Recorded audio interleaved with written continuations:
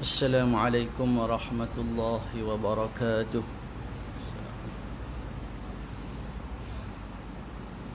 Alhamdulillahi rabbil alamin. Wassalatu wassalamu ala asyrafil anbiya wal mursalin Sayyidina Muhammadin wa ala alihi wa sahbihi ajma'in. Allahumma allimna mimma jahilna wa dhakkirna mimma nasina. Allahumma faqihna fid din wa qur rabbi zidni ilma. Allahumma salli ala sayyidina Muhammadin al-fatih lima ughliq wal khatim lima sabaq nasirul haqq bil haqq wal hadi ila siratikal mustaqim wa ala alihi wa sahbihi haqqa qadrihi wa miqdarihi al-azim. Amma ba'd. Alhamdulillah summa alhamdulillah, syukur kita kehadrat Allah Subhanahu wa taala kerana dengan limpah taufik hidayah inayah daripada Allah, sekali lagi dapat sama-sama kita hadir ke rumah Allah. Yang mana hadirnya kita pada malam ni disebabkan hidayah daripada Allah. La haula wala quwwata illa billahil aliyyil azim. Tidak ada daya upaya melainkan illa quwwata illa billahil aliyyil azim. Maksudnya biiznillah, dengan izin Allah Subhanahu wa taala. Alhamdulillah kita dapat bersama-sama dalam majlis ilmu kuliah bulanan pada malam ni. Kita terus menyambung pengajian kitab kita, iaitu kitab tafsiran ayat ya ayyuhalladzina amanu, yang mana insya-Allah pada malam ni kita masih lagi membicarakan suruhan yang ke-19, iaitu tentang pengharaman memiliki wanita sehingga mereka menerima mahar. Yang mana pada kuliah yang lepas kita bincangkan tentang iaitu bagaimana Allah Subhanahu wa taala Allah Subhanahu wa taala melarang lelaki ataupun wali selepas meninggalnya suami, si isteri di zaman jahiliah dulu, mereka ni suka hati je mereka nak buat apa sahaja kepada wanita yang kematian suami dia. Dia nak nikahkan, dia tak nak nikahkan, dia nak nikah, dia sendiri nak nikah, ataupun dia nikahkan, dia ambil mahar. Maka Allah Subhanahu wa taala larang, ya ayyuhalladzina amanu la yahillu lakum an tarithun nisa. Wahai orang-orang yang beriman, tidak halal bagi kamu mewarisi wanita. Antarithun nisa akarha, tidak halal bagi kamu mewarisi wanita dengan jalan paksa. Baik, malam ni kita sambung tentang mahar. Pada kuliah lepas pun ada sebut pasal mahal juga. Mahal berada mahar, mas kahwin lah. Baik, qal musannifu rahimahullahu ta'ala wa nafa'ana bi'ulumihi fi darin amin. Kata pengarang kitab dari Sahal bin Sa'ad, yang ada kitab muka surat 314 ya, di tengah tu. Dari Sahal bin Sa'ad radhiyallahu anhu bahwasanya Rasulullah sallallahu alaihi wasallam didatangi oleh seorang wanita yang menawarkan dirinya untuk dinikahi oleh Rasulullah sallallahu alaihi wasallam. Sambil berkata, wahai Rasulullah sallallahu alaihi wasallam, sesungguhnya aku telah menyerahkan jiwaku kepadamu. Wanita datang kepada baginda Nabi sallallahu alaihi wasallam, dia serahkan diri dia kepada Nabi sallallahu alaihi wasallam, maksudnya untuk dinikahi oleh baginda Rasulullah sallallahu alaihi wasallam. Biasanya kita ni kalau perempuan yang pergi pada lelaki tak kena gayung cari perigi. Apa tuan-tuan? Tapi sebenarnya tuan-tuan yang dimuliakan oleh Allah, boleh je wanita dia mana cari calon. Cuma cara, kena ada cara dia lah. Kalau dia tak menjaga adab-adab, kalaulah apa yang dia buat itu bercanggah dengan syariat, timbulnya fitnah dan sebagainya, maka tak boleh lah. Kerana biasanya orang lelaki yang meluahkan hasrat ataupun pergi meminang dan sebagainya. Tapi tak ada masalah tuan, kalau wanita itu dia kena dengan cara dia, tidak ada khalwat berdua-duaan sebagainya, maka dibolehkan sahaja, dengan syarat tuan-tuan tak bercanggah dengan syariat, perkara-perkara yang Islam tidak benarkan, maka wanita tu tak boleh dia yang memulai. Tapi kalau kena dengan bertepatan dengan syariat, adab-adabnya dan sebagainya, maka boleh-boleh saja. Baik, wanita ni dia maksud dia nak nikah, dia nak Nabi SAW nikah dengan dia, kan? Rasul pun berpaling dari wanita tersebut. Nabi SAW berpaling. Berpaling ni maknanya dia tak bersedia lah, dia tak nak lah nikah dengan wanita tersebut. Lalu salah seorang yang duduk di samping Rasulullah sallallahu alaihi wasallam bersabda, bukan dia yang bersabda tuan-tuan. Lalu salah seorang yang duduk di samping Rasulullah SAW bersabda, wahai Rasulullah, nikahkanlah aku dengannya jika engkau tidak mengkehendakinya. Jadi ada seorang yang duduk dekat dengan Nabi SAW, dia kata, ya Rasulullah, maksudnya dah kamu tak nak, bagi nikah dengan saya lah, kata orang tersebut. Rasul bertanya kepada lelaki tersebut. Kemudian Nabi SAW bertanya kepada lelaki itu, yang dia kata, ya Rasulullah, kalau kamu tak ada keinginan, tak nak nikah dengan perempuan ini, maka biar nikahkanlah dengan saya. Maka Nabi SAW tanya kepada dia, apakah engkau memiliki sesuatu yang boleh kamu berikan kepadanya sebagai mas kahwin? Nabi SAW tanya dulu. Sebab itu dalam nak menikah ni dia kena ada kemampuan. Nabi SAW sabda, ya ma'syaras syabab man istata'a minkum alba'ata falyatazawwaj. Wahai pemuda, ya ma'syaras syabab, siapa man istata'a minkum, siapa di antara kamu ni yang mampu,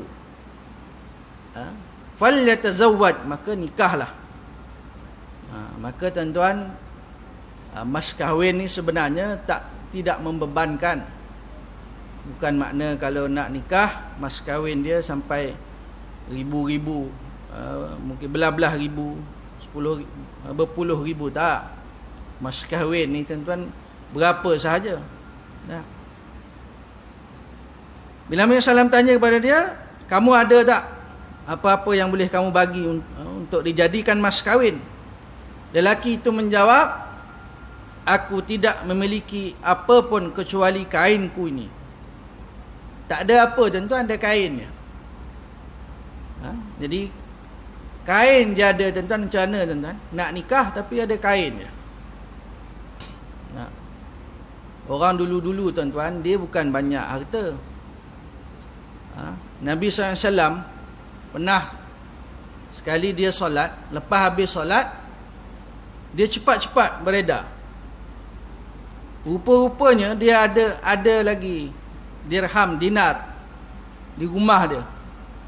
Jadi dia nak cepat-cepat serahkan pada orang yang selayaknya lah. Dia tak nak simpan. Jadi Nabi SAW, orang-orang dulu tuan-tuan, dia tak ada harta tak banyak. Jadi perkara biasa je, kalau dia nak nikah, tanya ada apa, nak bagi mahar mas kahwin ni, kamu ada apa? Kalau kita hari ni mungkin tanya berapa ribu ada, Kalau ada 5,000 tu bolehlah kita bincang lah. Kalau ada 500 maknanya simpan duit dululah. Jangan nak bincang pasal kahwin lagi lah. Mungkin ada 5,000, 10,000, barulah boleh bincang. Dulu tuan-tuan tak ada apa, ada kain je. Rasulullah SAW bersabda, bagaimana mungkin, kerana jika engkau memberikan kainmu ini kepadanya, kalau kamu bagi kain ni kat perempuan ni untuk dijadikan mas kahwin, maka engkau akan duduk tanpa kain. Kamu dah ada kain tu je, baju tu je. Yang tu kamu bagi pada perempuan, perempuan tu kamu nak nikah dengan dia, nak jadikan mahar, kamu dah tak ada kain pula. Maka carilah sesuatu yang lain. Nabi SAW bersabda, carilah yang lain selain pada kain yang kamu ada ni. Lelaki itu menjawab, aku tidak menjumpai apa pun. Dia kata tak ada apa lah, pakaian ni je ada. Kalau kita hari ni tuan-tuan dah tak ada apa, kata nak nikah. Kita hari ni lah tuan-tuan. Orang dulu-dulu lain. Nabi SAW dia tak menghina. Dia tak kata kau pergi cari dulu 1,000 dirham, berapa ribu kau cari dulu. Kau kena ada unta, kau kena ada rumah. Tak ada kain, cari lain selain daripada pakaian apa. Laki ni jawab, dia kata dia tak ada apa. Dia tak menjumpai apa pun. Maknanya tak ada apa yang dia miliki, pakaian tu je. Rasulullah SAW bersabda, carilah walaupun hanya cincin yang dibuat daripada besi, khatam min hadid. Carilah cincin walaupun cincin tu dibuat daripada besi. Hari ni tuan-tuan, kalau kita nak pergi, orang nak pergi meminang, dia bawa cincin besi. Tahu dia bakal mentua dia tuan-tuan, marah. Tak ada duit, tak mampu nak beli cincin belah rotan pun tak mampu, nak datang minang anak orang, kena hina situ. Yang Nabi SAW sabda, walaupun cincin diperbuat daripada besi. Nabi SAW tak bersabda kata paling kurang pun emas yang sikit ke, tak. Cincin daripada besi, maknanya murah lah besi, kan? Lelaki itu berusaha mencari namun tidak mendapat sesuatu pun. Tak ada apa tuan-tuan. Cincin daripada besi pun tak ada. Teruk benar ni, kan? Sehingga Rasulullah SAW bertanya kepadanya, apakah engkau hafal sesuatu dari Al-Quran? Masya Allah. Last sekali tanya, kamu ada hafal Quran tak? Kamu ada hafal Quran tak? Maka orang tu jawab, dia menjawab, ya, surah ini dan surah ini. Maknanya, ada ya Rasulullah, surah ini saya hafal, surah ini saya hafal. Maka Rasul bersabda kepadanya, aku telah menikahkan engkau dengannya dengan bacaan Al-Quranmu. Maka akhirnya Nabi SAW nikahkan orang ni, yang dia berhasrat nak nikah ni, tapi tak ada cincin besi pun tak ada, apa pun tak ada tuan-tuan. Nabi SAW nikahkan dia dengan perempuan itu dengan mahar dia apa? Bacaan Al-Quran yang dia hafal oleh lelaki itu. Masya Allah, tabarakallah. Ini tuan-tuan yang diajarkan oleh baginda Rasulullah sallallahu alaihi wasallam. Hari ni payahlah nak buat tuan-tuan. Hafal Quran juga. Nak mas kahwin kena bagi, nak buat kenduri ni. Takkan nak buat kenduri pakai bacaan surah. Contohlah tuan-tuan. Mungkin tak ada orang cakap macam tu tuan-tuan, tapi nak sebutkan berbezanya zaman baginda Nabi SAW dengan zaman kita hari ni. Walaupun zaman Nabi SAW ni kita kata zaman tak moden, zaman tak ada teknologi dan sebagainya, tapi itulah zaman yang sebaik-baik zaman itulah. Khairal qurun qarni, thumma alladhina yalunahum, thumma alladhina yalunahum. Sebaik-baik zaman adalah zaman aku.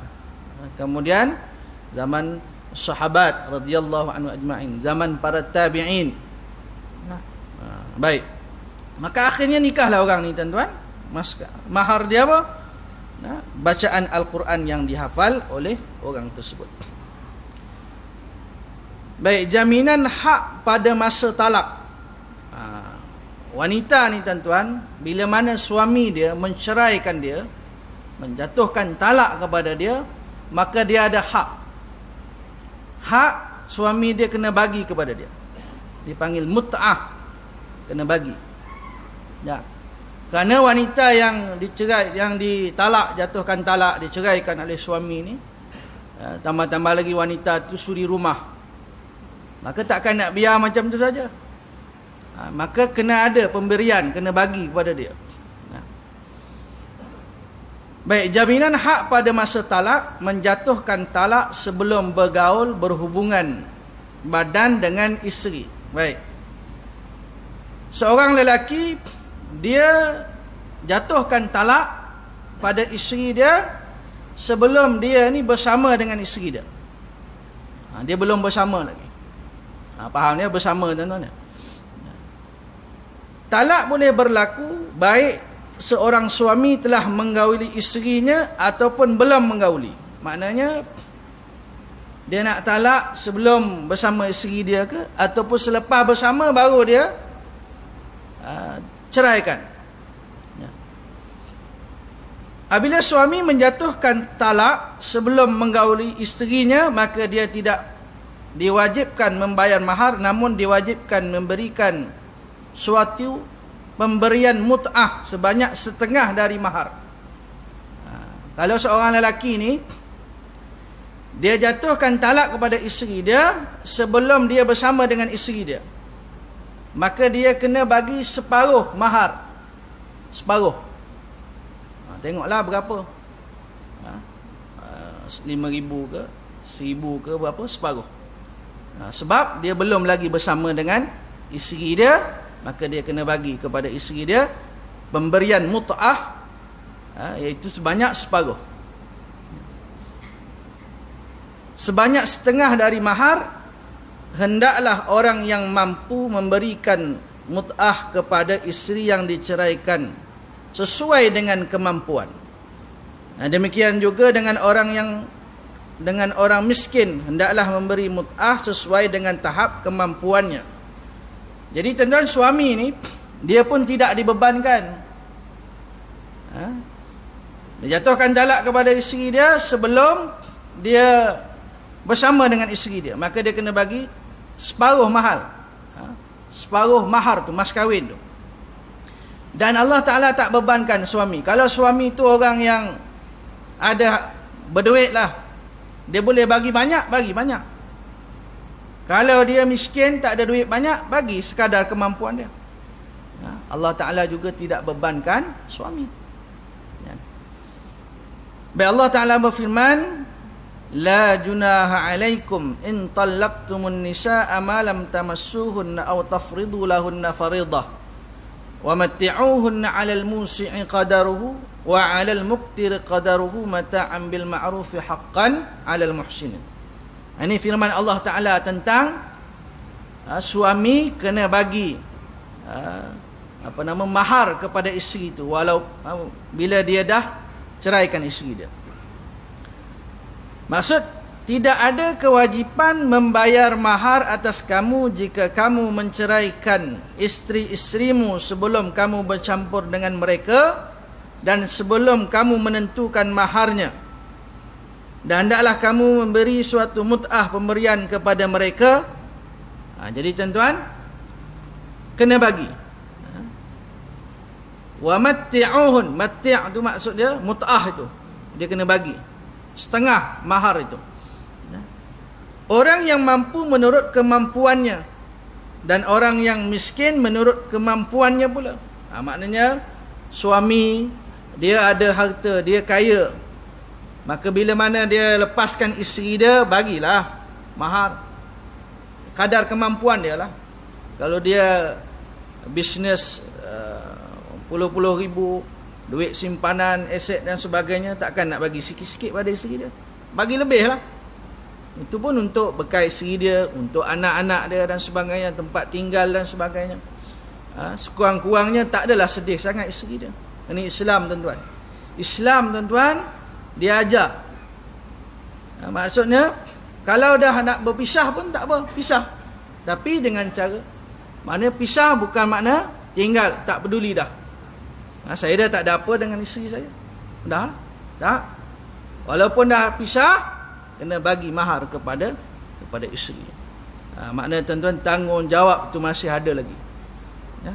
Maksudnya kalau dia tak bagi mahar, walaupun dia dah lepaskan isteri dia, maka dia berdosa.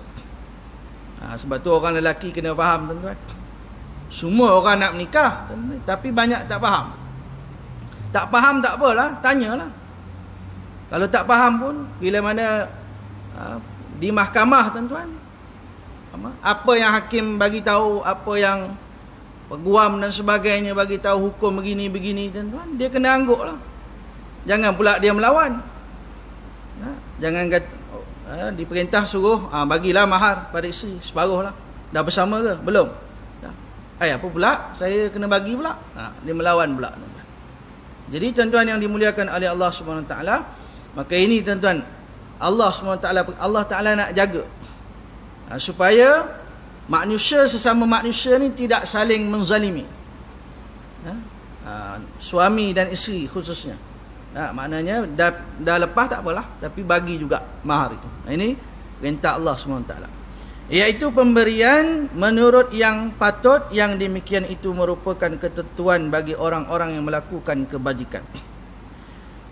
Baik, jika suami telah menentukan mahar untuk isterinya, dia tentu ada sikitlah di situ.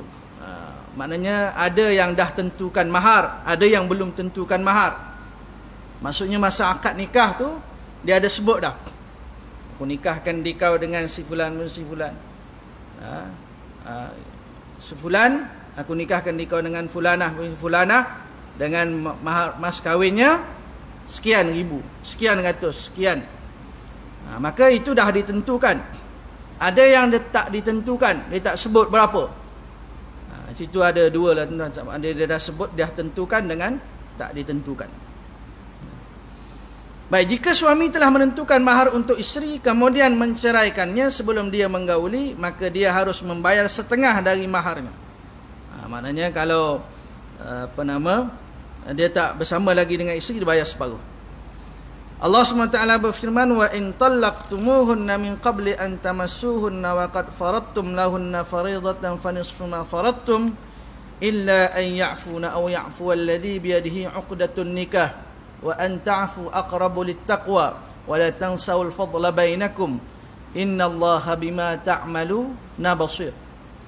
Maksudnya, jika kamu menceraikan isteri-isterimu sebelum kamu bercampur dengan mereka, padahal sesungguhnya kamu sudah menentukan maharnya, dah tentukan berapa mahar tu, maka bayarlah setengah dari mahar yang telah kamu tentukan itu, kecuali jika isteri-isterimu itu memaafkan atau dimaafkan oleh yang memegang ikatan nikah.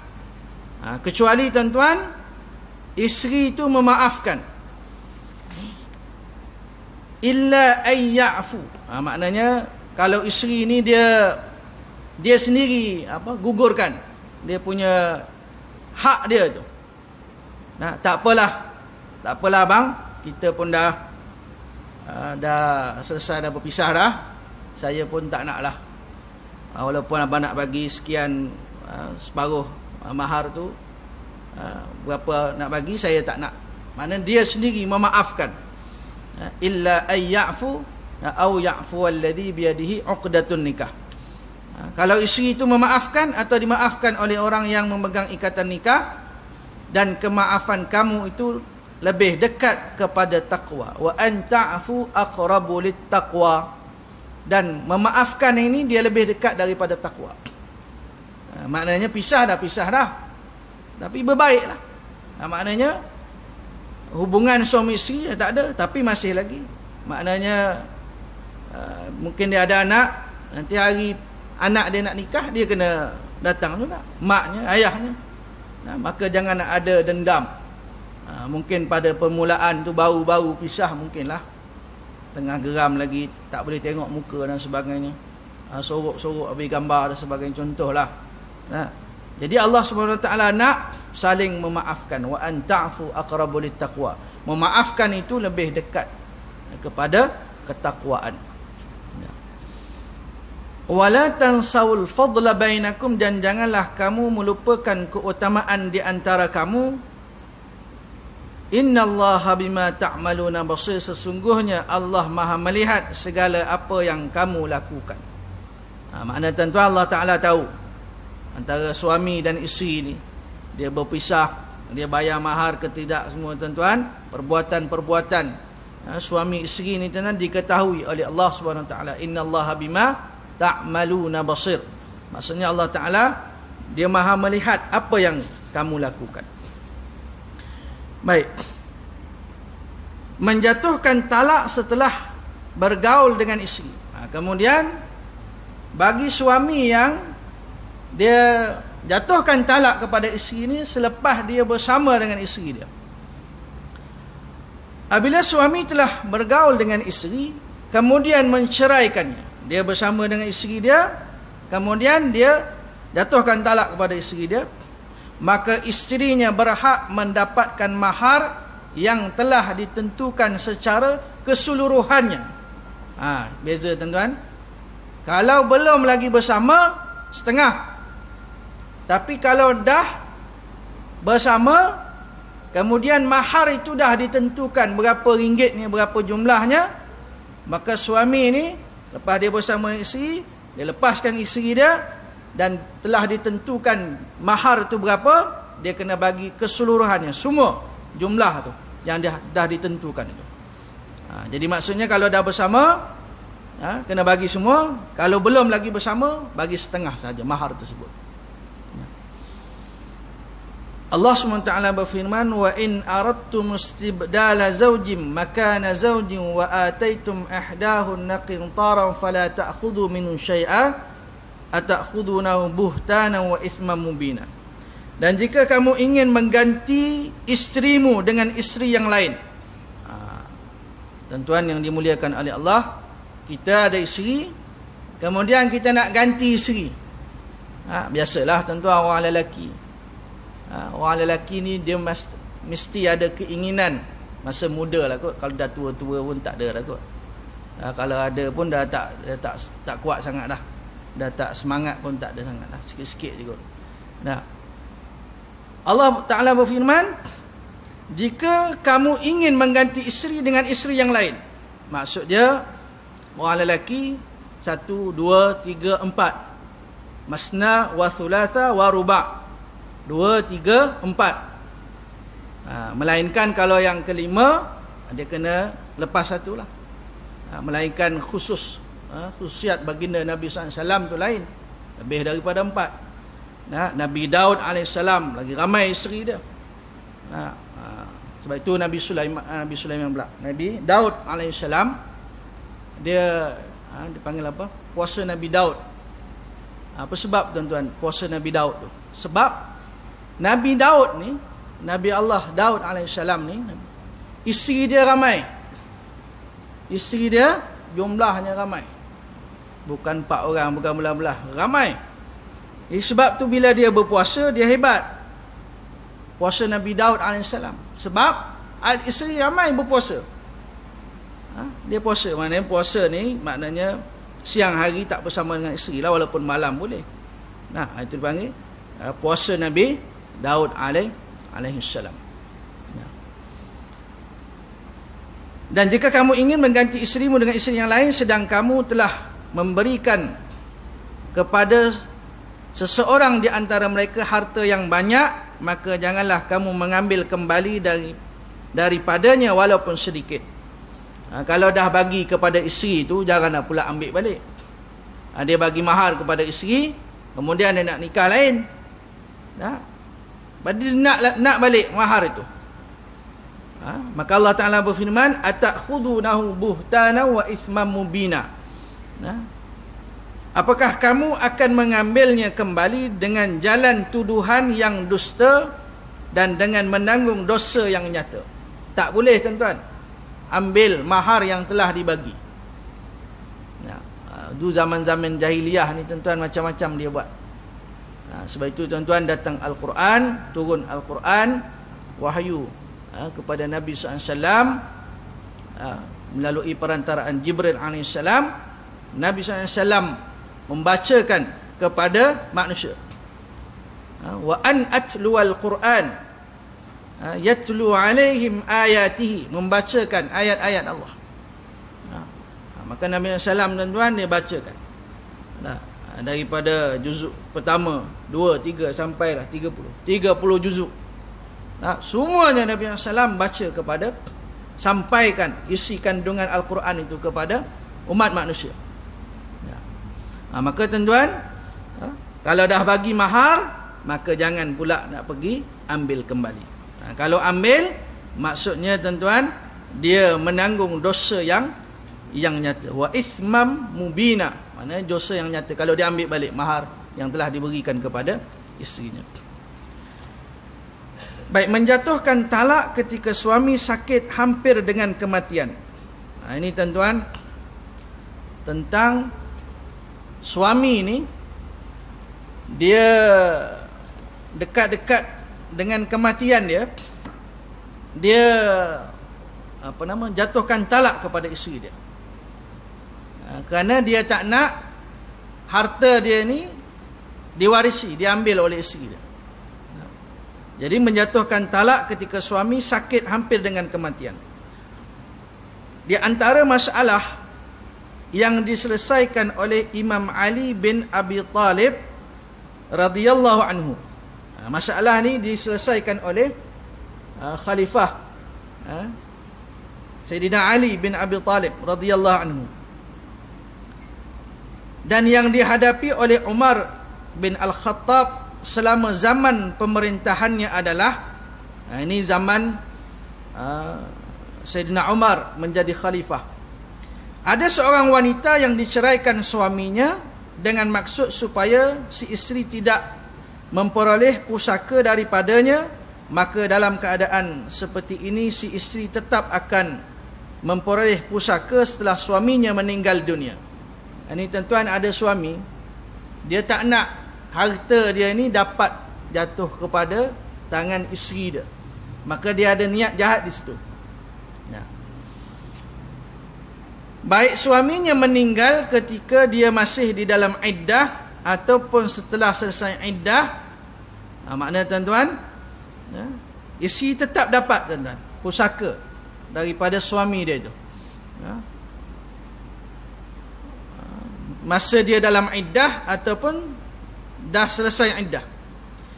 Ini disebabkan talak yang dijatuhkan seorang suami ketika sakit hampir dengan kematian itu dianggap hanya bertujuan untuk menghilangkan hak isterinya untuk mewarisi.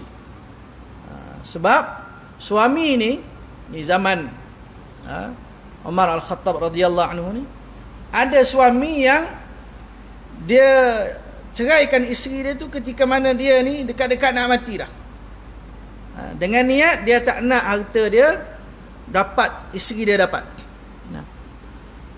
Tujuan untuk hilangkan hak isteri untuk mewarisi. Hukum ini berlangsung selama isteri belum nikah semula dengan orang lain. Selagi mana isteri dia belum nikah. Suami dia meninggal, maknanya suami dia dekat-dekat nak meninggal, dia ada niat. Maknanya ni dah nak mati dah ni, tak berapa, dah ada sakit lah.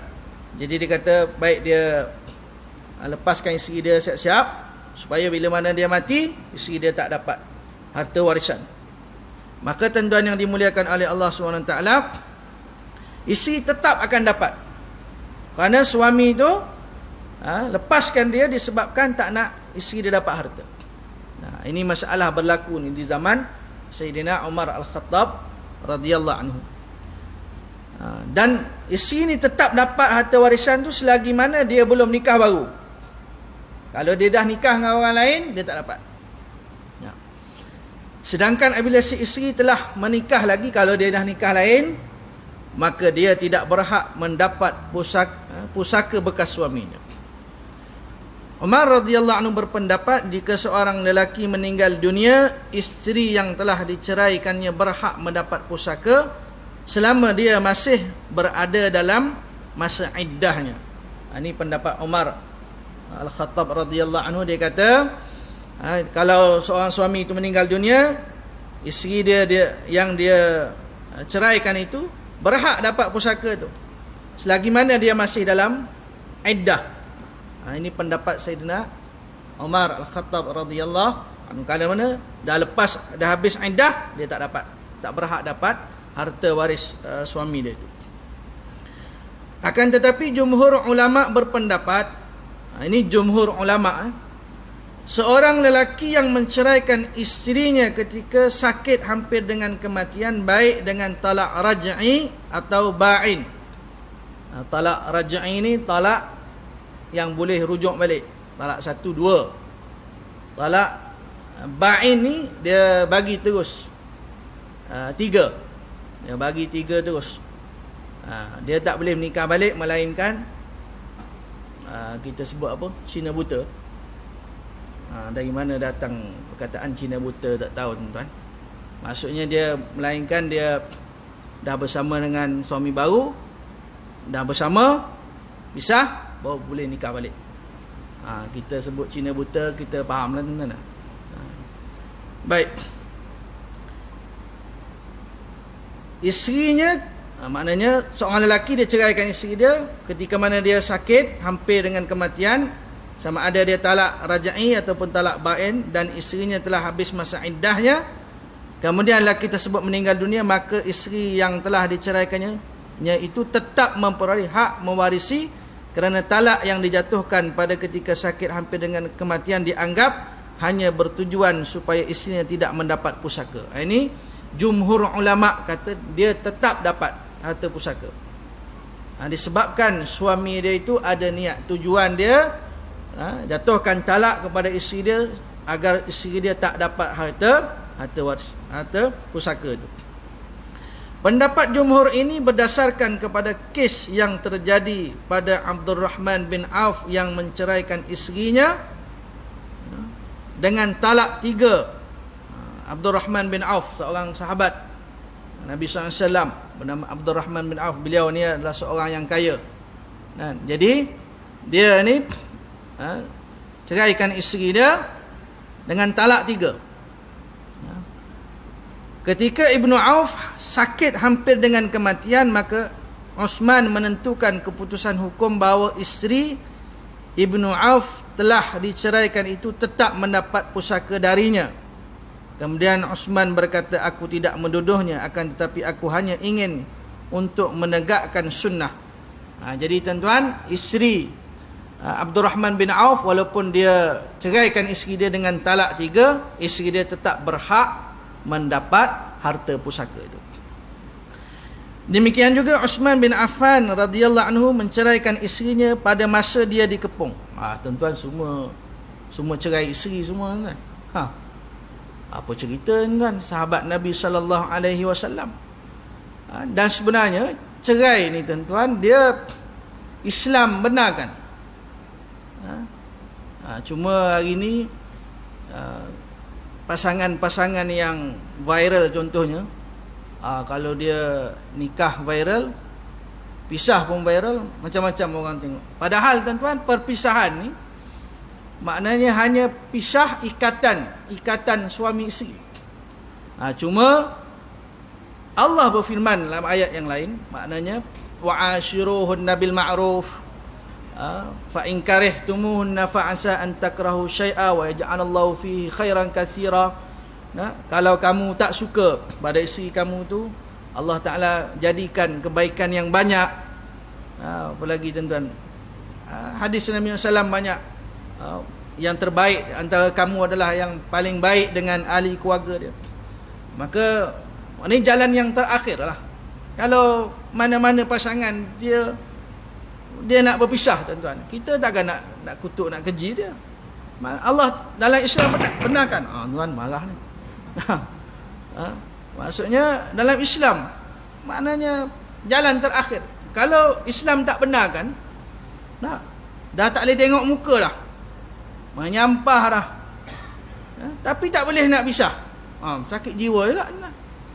Jadi kalau dah tak ada, mana tak boleh, maknanya pergi pakar motivasi, dah berapa kali pergi dah. Tak jadi juga.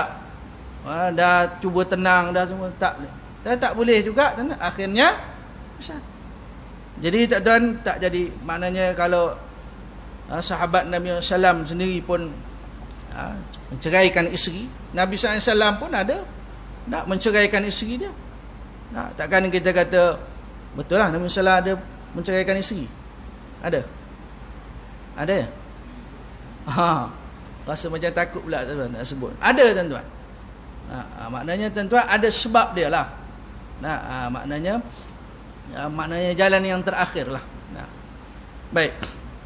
Osman ni dia pun ceraikan isteri dia juga. Masa dia dikepung. Ketika Osman meninggal dunia radhiyallahu anhu, isterinya menyampaikan perkara itu kepada Ali bin Abi Talib radhiyallahu anhu, dan dia pun memutuskan untuk memberikan hak waris kepadanya. Ini tentang suami isteri lah, harta warisan. Hukum ini berlaku apabila isterinya adalah seorang muslimah. Ni tuan-tuan, kalau dalam ilmu faraid, hak untuk mendapat harta warisan ni adalah mesti Islam. Maksudnya meninggal ayah, anaknya Islam, dapat anaknya. Meninggal anak, ayahnya Islam, dapat waris-waris terdekat je lah. Jadi tuan-tuan, dalam ilmu faraid ni, syarat untuk mendapatkan harta warisan pusaka ni mestilah agama Islam. Maknanya Islam. Kalau keluar daripada Islam, maka tak layak dia untuk mendapatkan harta pusaka tersebut. Baik, kita beri laluan pada azan insya-Allah.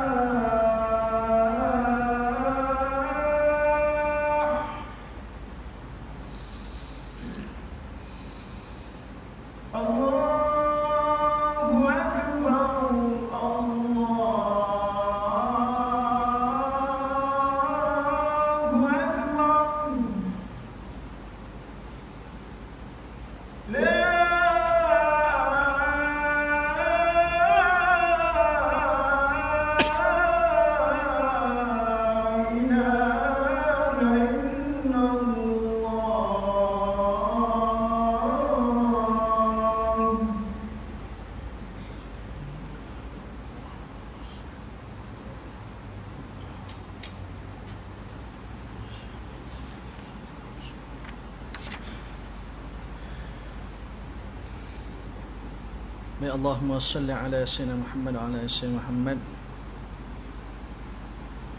Jadi tuan-tuan, untuk mendapatkan harta pusaka ni, dia mestilah isteri dia itu ataupun waris itu mestilah muslimah, mestilah Islam. Wal a'yadu billah, takdir, katakanlah wal a'yadu billah, minta jauh, isteri dia, pasangan tu dia murtad, keluar daripada Islam, maka dia tidak berhak lagi untuk mendapatkan harta pusaka itu. Apabila isterinya adalah seorang ahli kitab, dia tetap tidak mendapatkan hak waris meskipun isterinya menjadi seorang muslimah setelah diceraikan. Demikian juga seandainya si isteri keluar dari agama Islam, kemudian suaminya meninggal dunia, maka dia tidak memperoleh hak warisnya meskipun si isteri masih berada dalam tempoh iddah.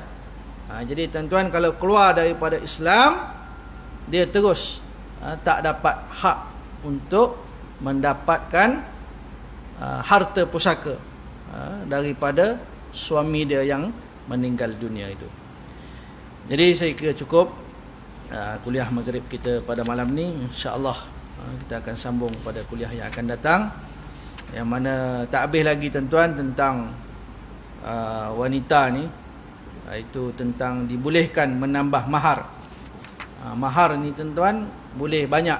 Qintar ni maksudnya boleh jumlah yang banyak, sehingga kan Sayyidina Umar Al-Khattab radhiyallahu anhu, dia macam dia tak nak bagi, dia larang lah mana-mana perempuan wali kalau nak nikahkan anak, nikahkan adik dan sebagainya, jangan letak mahar yang mahal lah.